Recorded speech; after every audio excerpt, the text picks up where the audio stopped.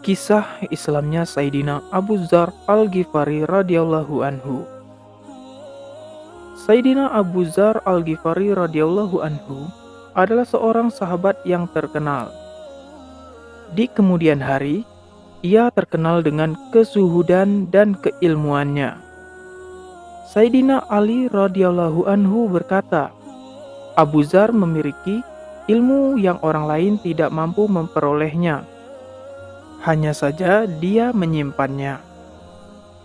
Ketika pertama kali ia mendengar kabar tentang kenabian baginda Muhammad Shallallahu Alaihi Wasallam, ia mengirim saudaranya ke Mekah untuk memastikan berita itu. Kepada saudaranya ia berkata, apabila ada orang yang mengaku telah datang wahyu kepadanya dari langit, selidikilah keadaannya dan dengarkanlah baik-baik perkataannya. Saudaranya pun pergi ke Mekah. Setelah menyelidiki keadaan di sana, ia pun kembali dan melapor kepadanya. Aku melihatnya, memerintahkan kebaikan dan akhlak yang mulia, dan aku mendengarkan ucapan yang bukan ucapan ahli syair atau ucapan ahli sihir. Abu Dzar tidak puas dengan laporan ringkas dari saudaranya. Ia memutuskan untuk pergi sendiri ke Mekah. Setibanya di sana, ia langsung menuju Masjidil Haram. Ia belum mengenal baginda Nabi Shallallahu Alaihi Wasallam. Ia berpikir tidak aman jika menanyakan tentang baginda Nabi Shallallahu Alaihi Wasallam kepada orang-orang. Maka hingga petang ia masih terus tinggal di Masjidil Haram dalam keadaan seperti itu. Ketika hari sudah mulai gelap, Sayyidina Ali radhiyallahu anhu melihat ada seorang musafir asing. Pada masa itu, menunaikan hajat para musafir, orang-orang miskin, dan orang-orang asing sudah menjadi kebiasaan masyarakat Arab.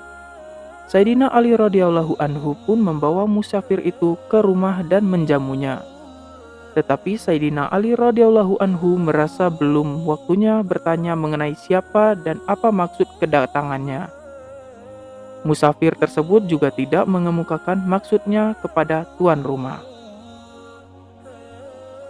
Pagi harinya, ia melihat ke masjid. Sepanjang hari, keadaannya tetap seperti itu. Sayyidina Abu Dzar radhiyallahu anhu tidak bisa menemui baginda Nabi Shallallahu Alaihi Wasallam karena dia belum mengenal baginda Nabi Shallallahu Alaihi Wasallam dan tidak bisa bertanya kepada siapapun. Kemungkinan besar, hal itu disebabkan berita tentang permusuhan orang-orang kafir terhadap baginda Nabi Shallallahu Alaihi Wasallam telah tersebar luas. Siapa saja yang berani menemui beliau akan disiksa dengan segala cara. Ia pun berpikir tidak mungkin menanyakan kepada orang lain mengenai keadaan baginda Nabi Shallallahu Alaihi Wasallam yang sebenarnya. Ia takut jika ia bertanya kepada seseorang, kemudian orang tersebut berprasangka buruk, ia akan mendapatkan kesusahan. Sore hari kedua, Sayyidina Ali radhiyallahu anhu berpikir, musafir asing itu pasti mempunyai tujuan datang kemari. Mungkin tujuannya belum terpenuhi. Sayyidina Ali radhiyallahu anhu pun mengajak kembali tamunya menginap dan menjamunya di rumah.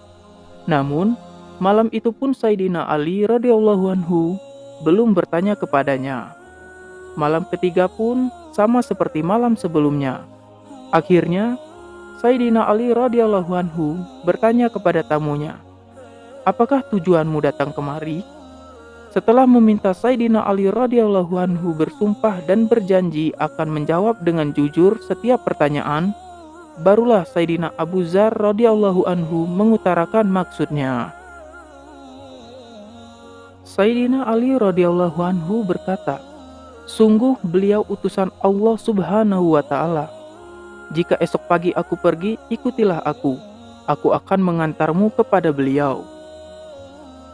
Karena suasana pertentangan masih panas, maka jika selama di perjalanan kita menemui seseorang yang mencurigai perjalanan kita, aku akan pura-pura kencing atau pura-pura membetulkan terompa. Hendaknya engkau terus berjalan. Jangan menungguku agar orang tidak mengetahui perjalanan kita." Keesokan paginya, Sayyidina Ali radhiyallahu anhu diikuti musafir itu tiba di tempat baginda Rasulullah Shallallahu alaihi wasallam. Mereka berbincang-bincang dengan beliau. Saat itulah Sayyidina Abu Dzar radhiyallahu anhu masuk Islam. Selanjutnya, karena baginda Nabi Shallallahu alaihi wasallam sangat mencemaskan gangguan yang akan menimpa dirinya, beliau melarang Sayyidina Abu Dzar radhiyallahu anhu menunjukkan keislamannya di muka umum. Baginda Nabi Shallallahu alaihi wasallam bersabda, "Pulanglah kepada kaummu dengan sembunyi-sembunyi, dan engkau boleh kembali lagi jika kami telah mendapat kemenangan." Sayyidina Abu Dzar radhiyallahu anhu menjawab, "Ya Rasulullah, demi zat yang nyawaku berada di tangannya, aku akan mengucapkan kalimat tauhid ini dengan lantang di tengah kerumunan orang-orang yang tidak beriman itu." Lalu ia langsung menuju Masjidil Haram dan dengan suara lantang ia berseru, "Aku bersaksi tiada yang berhak disembah selain Allah, dan aku bersaksi Muhammad adalah utusan Allah." Selanjutnya, orang-orang menyerangnya dari segala arah. Tubuhnya terluka berat, bahkan ia hampir saja menemui ajalnya. Paman baginda Nabi Shallallahu alaihi wasallam, Abbas, yang ketika itu belum memeluk Islam, melindungi Sayyidina Abu Dzar radhiyallahu anhu dengan membaringkan tubuhnya di atas tubuh Sayyidina Abu Dzar radhiyallahu anhu dan berkata kepada mereka, "Kezaliman apa yang sedang kalian lakukan? Ini seorang dari kabilah Ghifar. Kabilah ini menetap di jalan menuju Syam. Perdaganganmu dan segala urusan kalian adalah dengan negeri Syam. Jika ia mati, maka jalan lalu lintas ke Syam akan ditutup." Ucapnya itu menyadarkan orang-orang yang memukulinya. Memang benar, semua kebutuhan mereka datang dari Syam. Jika jalur itu tertutup, berarti bencana bagi mereka. Akhirnya mereka melepaskannya. Hari kedua, dengan suara lantang, Sayyidina Abu Dzar radhiyallahu anhu mengulangi perbuatan menyerukan kalimat tauhid di hadapan orang banyak. Orang-orang tidak tahan mendengar kalimat tersebut. Mereka langsung menyerangnya lagi. Hari itu, Sayyidina Abbas radhiyallahu anhu jugalah yang mengingatkan kaumnya bahwa jika ia mati, maka jalur perdagangan mereka akan tertutup. Faidah yang dapat kita petik dari cerita ini adalah, meskipun baginda Rasulullah Shallallahu alaihi wasallam telah menyuruh Sayyidina Abu Dzar radhiyallahu anhu untuk menyembunyikan keislamannya, tetapi Sayyidina Abu Dzar radhiyallahu anhu tetap menampakkan keislamannya secara terang-terangan karena semangat dan gelora hatinya. Tindakannya itu untuk membela yang hak. Adapun larangan baginda Nabi Shallallahu alaihi wasallam adalah karena rasa sayang beliau kepadanya. Beliau khawatir Sayyidina Abu Dzar radhiyallahu anhu tidak mampu menanggung resikonya. Dalam menyebarkan agama, baginda Nabi Shallallahu alaihi wasallam sendiri telah banyak menanggung penderitaan. Oleh sebab itu, Sayyidina Abu Dzar radhiyallahu anhu memilih untuk mengikuti penderitaan baginda Nabi Shallallahu alaihi wasallam, bukan menerima kemudahan yang diberikan beliau. Inilah penyebab urusan agama para sahabat radhiyallahu anhum meningkat. Dunia pun takluk di bawah telapak kaki mereka dan mereka menang di setiap medan perjuangan.